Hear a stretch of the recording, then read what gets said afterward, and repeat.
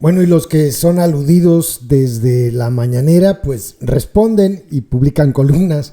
Me da mucha risa, la verdad, la columna de Jorge Ramos, porque fíjense, ya en que López está amenace y amenace. No, pues es que hay periodistas que ganan 15 millones de pesos al mes. Cuando dice esto el Merolico, inmediatamente menciona a Jorge Ramos. Yo estoy casi seguro que se trata de él. Y está cañón, 15 millones de pesos. Pero bueno, esto es lo que dice Jorge Ramos sobre López. Él dice el presidente y el periodista. El presidente de México se equivoca al calificar de mercenarios y golpistas a los periodistas que legítimamente han cuestionado las fallas y las contradicciones de su gobierno. No hay ninguna conspiración internacional ni ninguna campaña mediática contra él. AMLO debe gobernar todos y cada uno de sus 6 años. Lo que hay son reporteros haciendo su trabajo, y ese consiste en reportar la realidad tal y como es, no como el gobernante quisiera que fuera, y cuestionar a los que tienen el poder. Los ataques de López contra un grupo de comunicadores, entre los que me ha incluido, surgen tras los cuestionamientos periodísticos a miembros de su familia.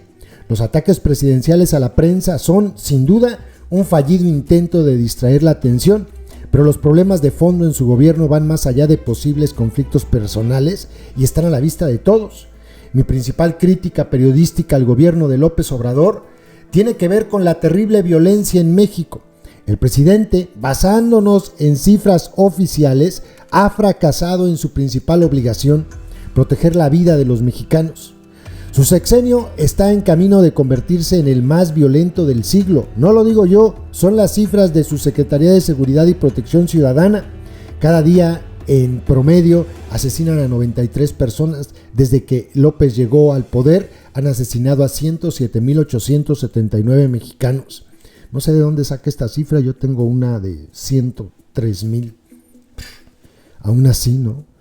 La violencia ha golpeado particularmente al gremio periodístico. Desde que López es presidente, han matado a 31 periodistas. No son crímenes de Estado, pero la impunidad y la falta de protección al trabajo periodístico es casi total. Informar sobre la violencia en México no es golpetear, se trata de destacar el principal problema del país. Eso es lo que hacen los periodistas. ¿Acaso quisiera el presidente que no habláramos de la violencia que hunde al país? Imposible. Mi mantra es que ante los ataques personales, más periodismo. Es fácil saber cómo me he ganado la vida. Salí de México huyendo de la censura desde el 1 de enero de 1984.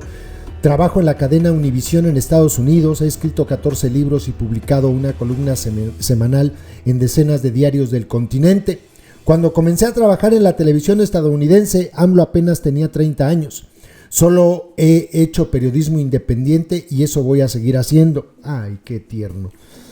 En casi 4 décadas he cubierto varias guerras, atentados terroristas, catástrofes, elecciones y entrevistado a los personajes más disímiles de la historia, desde la izquierda, Fidel Castro, Hugo Chávez, Evo Morales, Daniel Ortega, hasta la derecha, Carlos Slim, Salinas de Gortari, Álvaro Uribe, Benjamín Netanyahu.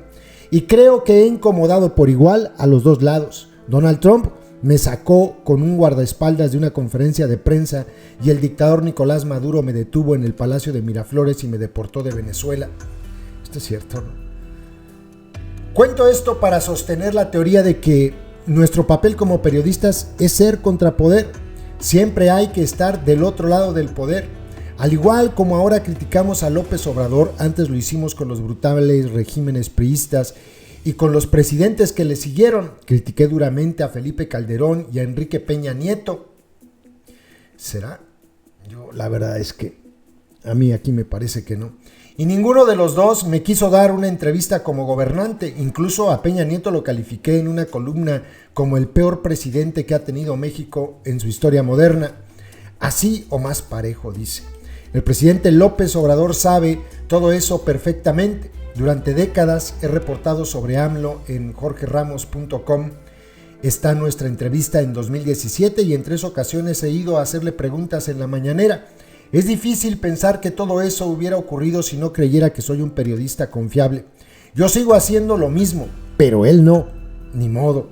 Lo único que tenemos los periodistas es la credibilidad, nada más, nada menos. Y la escritora y corresponsal italiana Oriana Fallaci tenía un párrafo muy poderoso sobre cómo proteger esa credibilidad. Dijo: para mí, ser periodista significa ser desobediente, y ser desobediente significa ser oposición.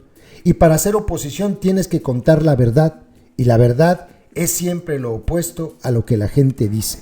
Espero siempre seguir el consejo de la Fallaci.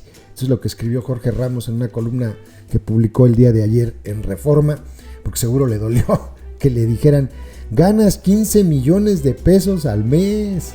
¿Será verdad? Digo, porque, repito, AMLO cuando habla de esto, cuando dice esta frase, inmediatamente lo menciona a él. Es como para darnos la pista: 15 millones de pesos al mes. ¿Quién le paga, no? Esa cantidad de dinero. ¿A poco Univisión le paga eso? Es muy fuerte. Saludos, compas.